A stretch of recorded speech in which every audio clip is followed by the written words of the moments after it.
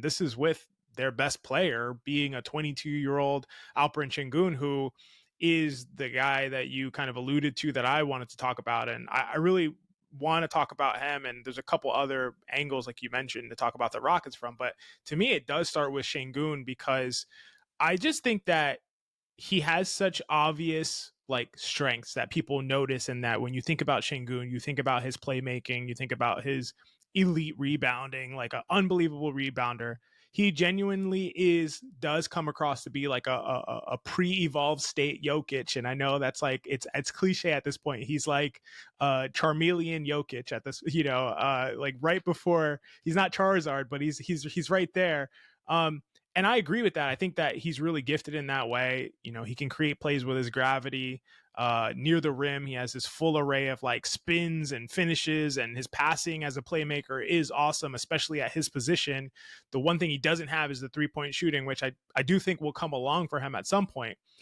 But watching back Sengun film and watching back Rockets games, something I think is really special about Sengun in particular, at least right now, is like his overall balance, understanding of the balance of the court. And I think this is relevant for both ends. Like, people would be really shocked to know that the defensive impact metrics love Sengun. Like, the defensive impact metrics suggest that his defensive impact is as high as his offensive impact. Yep. That is sort of hard to believe if you know Sengun's reputation. But I do think counterintuitive for sure. Totally counterintuitive. But I do think he just has this deep understanding of how defenses bend and shade and how things kind of flow from strong side to weak side. And I think that gives him an advantage on both ends of the court. So I'll just take a step back. I'm going to just do a little like kind of explanation just to make sure that everybody can kind of get what I'm at least envisioning.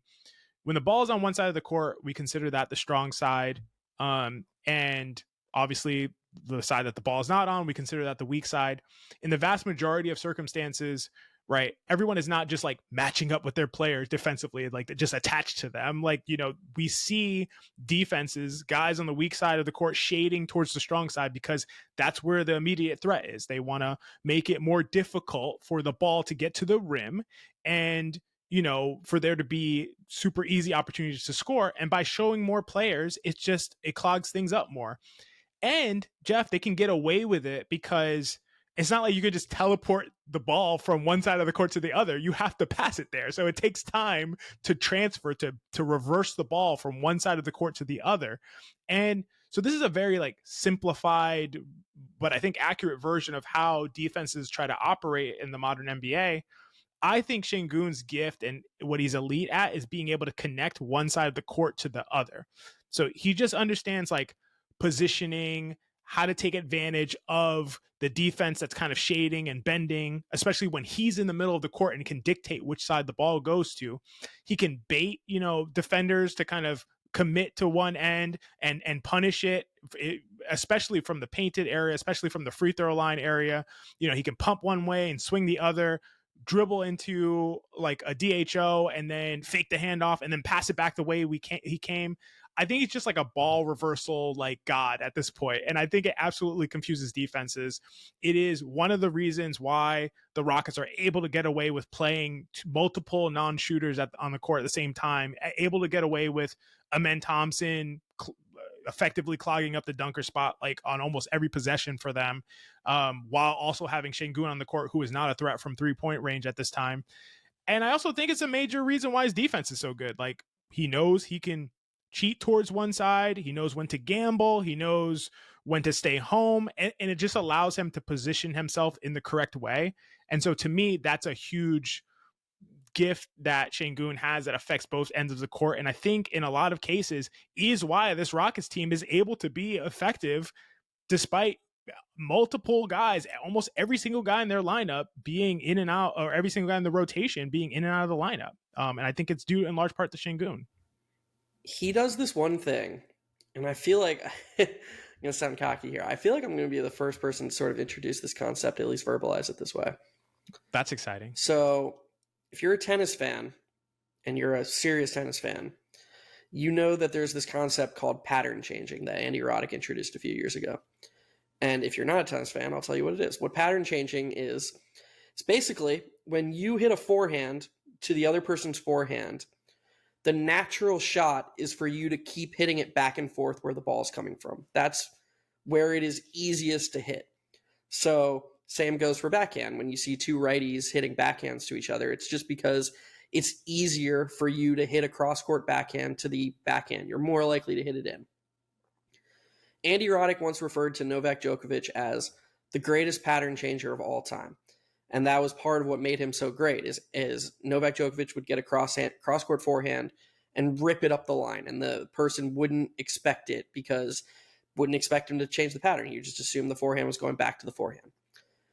Alperen Sengun and Nikola Jokic, obviously Jokic is just the best at this, but Sengun, when the ball is moving, defenses get used to rotating to certain spots. There are patterns.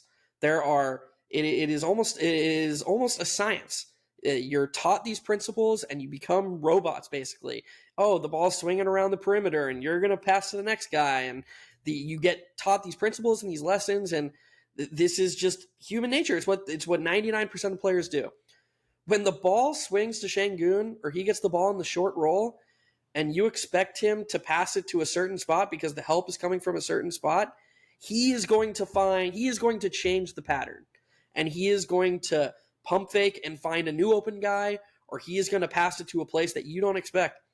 And that makes defending him hard, and it makes playing with him hard, because sometimes you'll catch a pass or you'll make a cut or you won't make a cut that he expects you to make. And it's just part of playing with a really brilliant player. And it's just something that once you see it, it really opens your eyes to just how special he is. And like you said, he's only 22 years old.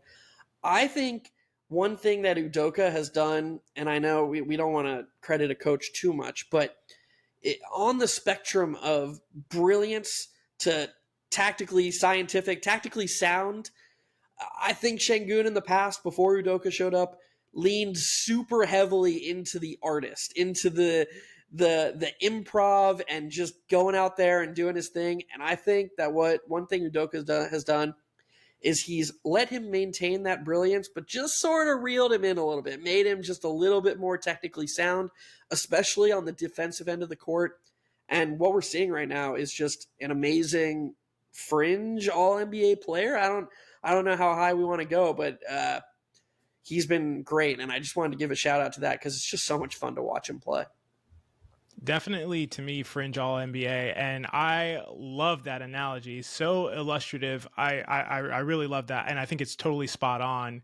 And I think part of Sengun's ability to do that sort of pattern changing and just basically throwing defenses off again is why they're able to sort of get away with some of these lineups that in modern days really they shouldn't be able to.